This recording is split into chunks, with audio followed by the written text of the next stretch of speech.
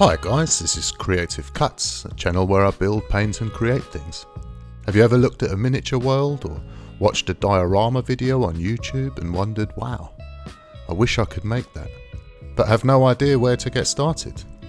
All those tools and materials look so confusing. I made a guide like this right at the start of my YouTube journey, due to so many requests, and while it's still a great video, I too have learnt many things along the way. Made so many mistakes, didn't know the name of a specific item and bought the wrong things. Today I'm going to walk you through how to get started making dioramas. I will go through everything from coming up with an idea, all the tools and materials that you need to get started, how to save money, and how to actually begin without feeling overwhelmed. You don't need lots of expensive tools, professional skills or years of experience. Dioramas are about ideas and storytelling, imagination and learning as you go. So, let's dive straight in. What is a diorama? In the most simple terms, a diorama is a small scene that tells a story. It could be a fantasy ruin in the woods, a sci-fi lab experiment gone wrong, a beautiful nature scene, a post-apocalyptic landscape, or somewhere fun to display your miniatures or action figures. The choice is almost endless. The most important thing to understand is this: a diorama doesn't need to be perfect. It just needs to feel alive. Cracked walls, uneven ground, chipped paint. Those mistakes can often become the most interesting parts, and as you progress on your building journey, you will actually seek out how to create these little details on purpose. When starting out, don't aim to impress people. Don't be too hard on yourself if it doesn't work out the way you want it to on your first try. The aim is to express an idea, how to think like a diorama creator. Now, before you buy any tools or materials, the most important thing to start with is creativity. Everything starts with an idea. Ask yourself, what kind of worlds do I enjoy? Movies? History? Games? Nature? Do I like dark, moody scenes or bright and fun ones? A great beginner exercise is think of a single moment in time. For example, an abandoned house just after a storm, a night resting by a campfire, a robot discovering plants for the first time. You don't need a long, complicated story, just a snapshot. And that snapshot becomes your diorama. The basic tools you will actually use. Now, some of these may sound obvious, but as I said at the start of this video, sometimes just not knowing the name of something can be super frustrating. And the good news is that many of these things you may already have at home, hidden in a toolbox. To begin with, you need a cutting mat. Now, this saves you cutting into your kitchen table or wherever you will be working. These come in all kinds of sizes and colours, so choose something that works for you. A craft knife or hobby knife for cutting foam or cardboard. And from experience, spare blades for these will also save a lot of hassle. A tape measure and a steel ruler helps keep your cuts straight. Some side cutters and some pliers. These are great for cutting tougher bits of plastic and just gripping hold of things when you need to hold them tightly. A pencil for marking out cuts and sketching out rough shapes. I also found a marker pen comes in handy for marking up things like plastic. Paint brushes. I found that it helps to have a range of sizes. Old decorating brushes for messy work, and a cheap set for finer details. No need to get anything expensive because as you progress you will realise that you will go through them quite quickly. Some nail files which you can find at your local supermarket. These are great for sanding. You can also get specialist modelling sanding pads, which can help you get into all those tight to reach spaces and even bend round corners.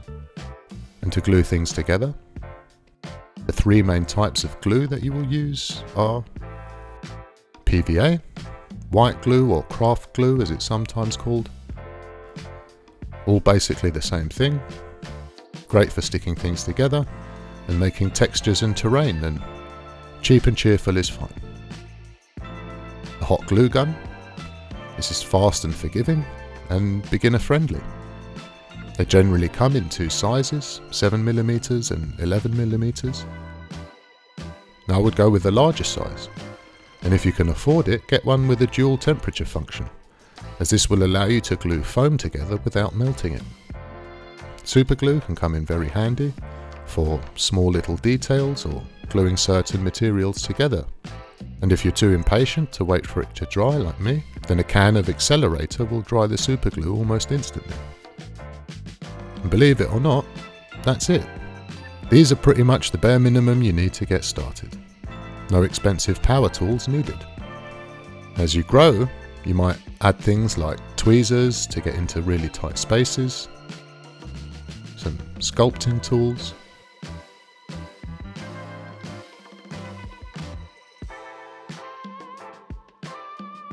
you may also consider a hot knife, which is great for carving into foam and shaping terrain. A pin vise for drilling small holes, mini saws for much more detailed work, and a rotary tool like a Dremel, which is great for sanding, cutting and drilling amongst many other things. And most of these can be easily found on Amazon for cheap. They even do model making starter sets, which will get you most of what you need all in one place for cheaper than buying them all individually. Materials that are perfect for beginners. And now for the fun part. Materials. You can start with some foam board, easy to cut, great for building houses and walls and floors. You can use polystyrene, just from old packaging, or XPS insulation foam. This is by far the material that I get the most questions about. It is a fantastic lightweight modelling material that is amazing for terrain and carving details into. It comes in a range of sizes and thicknesses, and I buy mine in packs of 10 from Amazon. Cardboard, free, underrated and incredibly versatile. You can even reuse the packaging that your other materials came in. Sand, dirt, gravel, even crushed up old leaves, literally straight from outside. Just dry it before you use it. And toothpicks, popsicle sticks, matchsticks and coffee stirrers. These all give you instant wood textures and are really versatile. And these aren't exactly modelling materials, but I can highly recommend getting a box of nitrile gloves. These will save you hours of cleanup, and it's also wise to have a roll of tissue and some spray just to help get rid of all the mess. One of the best things about building dioramas is how much you can reuse and recycle. Anything from packaging foam, bottle caps, old electronics, the list is almost endless. Once you start looking at things around you with a different lens, suddenly everything around you will become a potential material to use. Even a boring trip to the supermarket becomes exciting. Use your imagination, be inventive, and you will find materials in the least expected places. Now once you feel comfortable, you can get some more specialist materials like Sculptamold, one of my favourite modelling materials, which is basically mashed up paper and plaster mixed together and is fantastic for making terrain and rocks. Grass mats and static grass for making miniature grass and all kinds of weird and wonderful miniature plants for creating foliage and small trees. Then there are specialist texture pastes and materials like embossed styrene or card that can give amazing effects and save a lot of time. And if you're feeling really frisky, you can even get some resin to make some water effects. Again, something cheap is fine. You can tint this with some inks or paint or special resin tints, and the process itself is much easier than it may seem. The list is almost endless. My advice is to source items that you need for a specific project, rather than try to buy everything at once. And while some of these more specialist materials may feel expensive at first, often you will only use a little, and over a short period of time, you will have an extensive menu of weird and wonderful materials to choose from. The paint is where the magic happens. Now let me say this clearly. Paint will fix almost anything. You don't need to be good at art or anything like that. Most diorama techniques are more about the process than actually being able to paint well. Your build might look rough at first, and sometimes it can be hard to imagine the end result when everything is all sorts of different colours and materials stuck together. And that's normal, trust me. But once you add some paint, everything quickly comes together.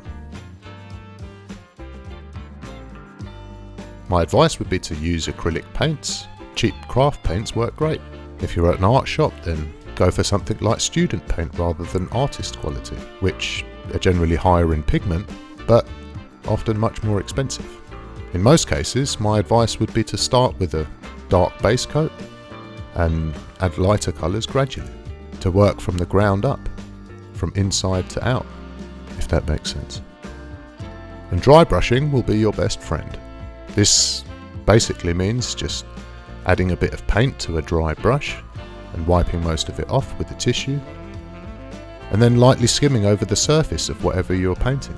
This will apply paint to only the very raised areas and give you really easy highlights and bring out all the detail, with no painting skill needed whatsoever. And don't worry about realism to begin with. Focus on the mood you're trying to create. And with a little practice, you will be painting confidently in no time. Painting dioramas isn't necessarily about precision. It's about layers and experimenting. But once you're further down your painting journey, you can look at more special effects paints, inks, and even something like enamel paints or oils. Embracing imperfection and growth. The reality to diorama building is that your first project probably won't be amazing. And that's a good thing. Every build teaches you something new. It's like trying anything for the first time. Playing a musical instrument, riding a bike, or cooking a new recipe. Don't get disheartened. Dioramas are about creativity, not rules. Sure, there are lots of techniques you can learn over time. And I have many builds on my channel where I go through each step in detail. And if you really want, you can literally follow each step bit by bit and copy exactly what I've done just to get a feel for it. But my main advice would be to start small. Use what you have, experiment boldly, and don't be afraid to make mistakes. And most importantly, have fun building a world that only exists because you imagined it. Now, if you've enjoyed this video, you can consider subscribing, hit the like button, and let me know in the comments what kind of diorama you'll be building first. If you have any questions about anything specific, or you get stuck along the way, feel free to ask. I'm always happy to help. Thanks for watching, and I'll see you in the next one.